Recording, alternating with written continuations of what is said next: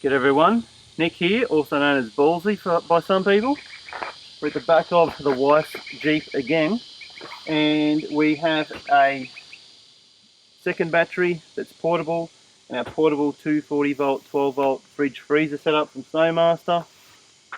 And we have our drop down kitchen here, and we were on the last video just explaining how this tough power box works and how secondary batteries work and just the basics of them and how much power we sort of use while we're away, and give you a few ideas.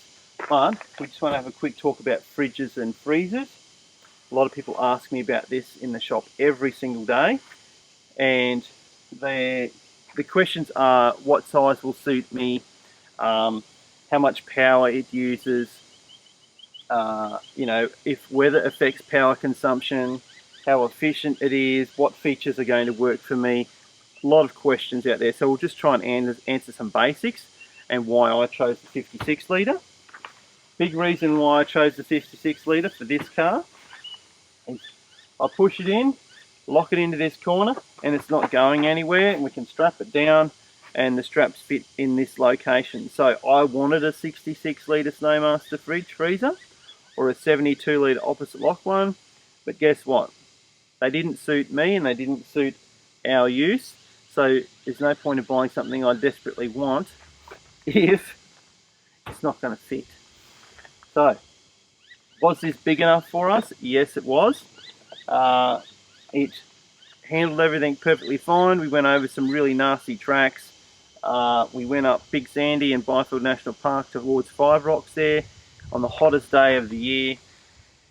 Humidity was like 90%. It was like 38 to 40 plus degrees C, and we had to let the tyres down to 8 psi and lower just to get up. And we were towing a boat. Dean from Snowmaster and the Bush Company, he was towing his new camper van that he'd picked up, and he had his wife and his 10-month-old bubby Donna in the back. And guess what?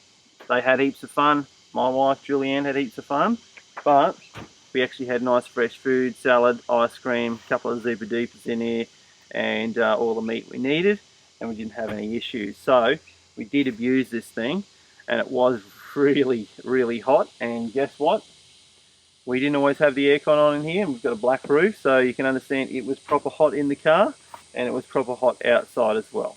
So what I'll do is I'll go through what's going on here. I'll give you a closer shot in a second, but we have this sexy beast of a thing here. It's got your voltage here, and obviously when it's hooked up and it's motoring along, if we look at our tough power box and the info, the voltage is going to be a little bit lower when you're sucking power out of a battery. As soon as the fridge turns off, the voltage goes back up.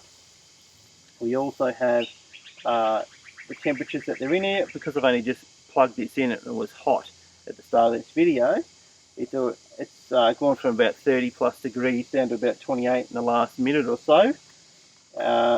We've got a lot to say it's on auto and that it's running, and all the basics. What's handy about this is we have a remote, so we'll just turn it on. Now we kept this remote in the front of the car, and it allowed us to change any settings. It's got a backlight, it's got a little torch on it, but it was handy. It allowed us to keep an eye on the fridge, and we could tell it, and we could see if the fridge was turned off or not. And that's really important. You don't want to get halfway to your destination and realise a plug's come undone or we've had an issue. While I was away testing gear, we actually damaged one of these cables that had an Anderson plug, and I was running the fridge off of this Anderson plug here, and we damaged the cable, and luckily I had a spare cable. The cable got really heavily pinched, and inside the cable right where the Anderson plug was, it was pinched, and guess what? No connection, no power to the fridge. This started beeping at me saying fridge is off, and gave us an alarm. We opened up the back here, saw the cable was pinched, changed it over, job done, off we went.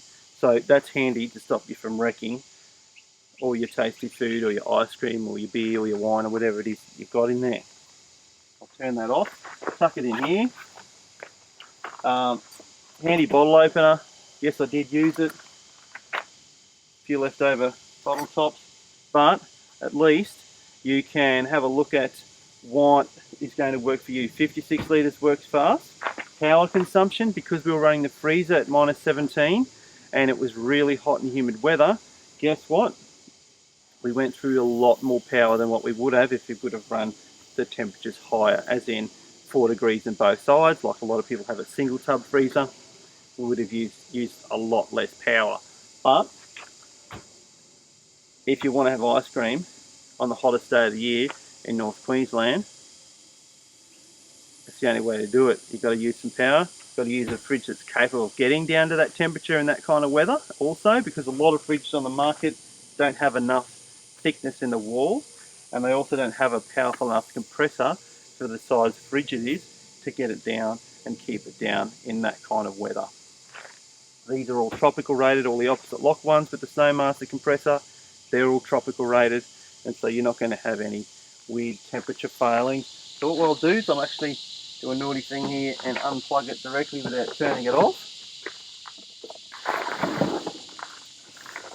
Slide this out. We've unstrapped it, as you can see. Unzip the cover. And so, we've got some drinks in here still, amazingly. We've got a good commercial sealant that's removable and cleanable. That's important on this sort of situation, because if we have a spillage, we can clean it all out. This actually has a drain in it. We can hose it out if we need to, and we can wash it out properly. We can remove these seals. And let me tell you, Dean from the Bush Company, while we were away, I snapped a photo of him. Quite funny.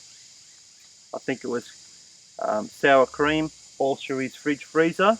Had to clean it all out, and luckily he had cleanable, had all cleanable seals, and he had a drain he could clean the fridge freezer out with properly as well. As you can see, got some nice latches on here. Don't even need them really, because I didn't have that one hooked up the whole time. But we have a nice cold freezer there. Yeah, it's cold already. And we've got cages in here.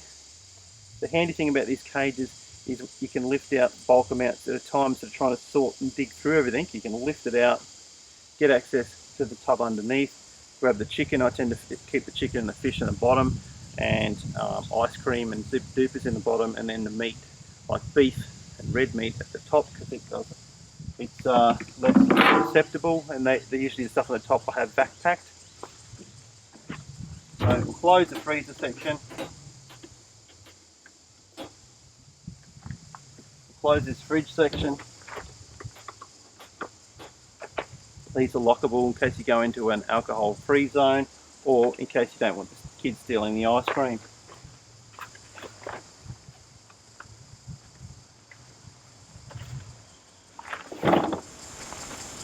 So I've pushed the fridge freezer back in into its location. You can see that it all fits there nicely. It's the biggest thing I'm going to get in the back, unless I lay it the other direction, but I wanted to be able to put 3 ammo boxes there for my cutlery, dry foods, and anything that didn't need to be refrigerated in the back. And I needed to be able to fit my cooker in the back, so I didn't have any more space. So the 56 litre Snowmaster was the perfect size for our use. You may need an 85 litre, you might need a 72 litre Snowmaster, you may need to go down to a 40 litre or a 42 litre opposite lock or Snowmaster fridge, or a smaller little fridge to sit in the front for your needs. You may not need to go a fridge freezer. Everyone's different. We all have different uses for them, and that's just a little sample of how we use it over Christmas. If you have any crazy questions, or you have any ideas that you've done to set up your system as a portable solution that can be completely removed, because we've all seen ones with drawer kits and all that sort of side of things and all the fancy sort of setups, but not everyone can have that when they've got a car they can't permanently mount items in, just due to its daily use. Or we're just getting into the market. We might get a fridge, get a portable solution, and go on a few trips, and then we might find, you know what, the family does love this, the kids do like this, let's go off and try a few other ideas. all my mates actually do like going camping and fishing with me, and we want to do more, so let's all chip in and spend some more after that. So have a great time, guys. Throw your questions down the bottom there and enjoy the outdoors.